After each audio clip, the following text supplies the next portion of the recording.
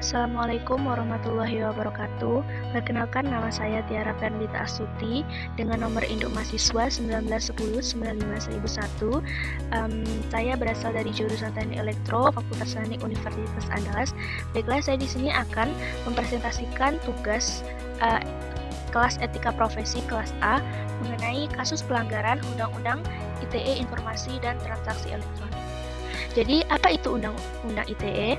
Undang-Undang ITE adalah Undang-Undang Informasi dan Transaksi Elektronik atau disingkat UU ITE yang mengatur tentang informasi serta transaksi elektronik atau teknologi informasi secara umum.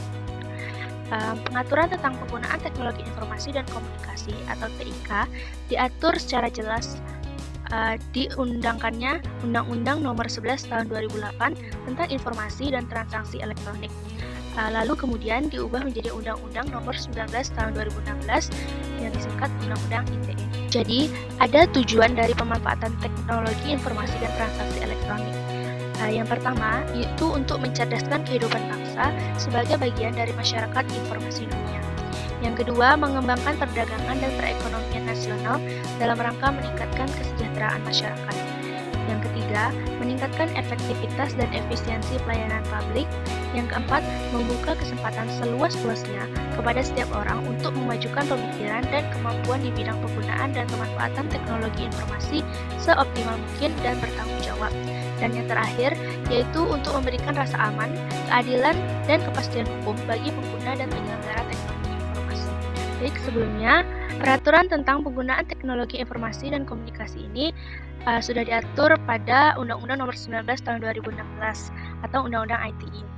Jadi, ledakan kasus terkait Undang-Undang ITE ini dimulai sejak tahun 2013 sampai tahun 2014, yaitu khususnya ketika dimulainya pemilihan Presiden RI. Kondisi ini juga menunjukkan tingginya kasus ITE umumnya didominasi oleh pasal-pasal langganan, diantaranya yaitu adanya pencemaran nama baik dan hoax atau berita bohong. Meski demikian, kasus terkait ITE juga bervariasi, tidak hanya terkait pencemaran nama baik dan hoax. Ada banyak hal lagi yang berkaitan dengan Undang-Undang ITE. Secara struktur perundang-undangan, perbuatan yang dilarang dalam Undang-Undang ITE itu diatur dalam pasal 27 sampai pasal 37 Undang-Undang ITE. Namun, secara lebih spesifiknya, ketentuan tentang larangan hanya diatur dari pasal 27 sampai dengan pasal 35 Undang-Undang ITE. Ada dua pasal yang berkedudukan sebagai operator norma, yaitu kondisi ketika suatu tindak pidana dilakukan oleh orang asing terhadap sistem elektronik di wilayah Republik Indonesia, yaitu pada pasal 37 Undang-Undang ITE, dan tindakan yang merugikan orang lain, yaitu pada pasal 36 Undang-Undang ITE. Baiklah, saya di sini akan mencontohkan sebuah kasus mengenai kasus pelanggaran Undang-Undang ITE yang pernah terjadi di Indonesia. Salah satunya, di sini saya mengambil kasus dengan judul Hina Jokowi di Sosmed, Tukang Sate Masuk Bui.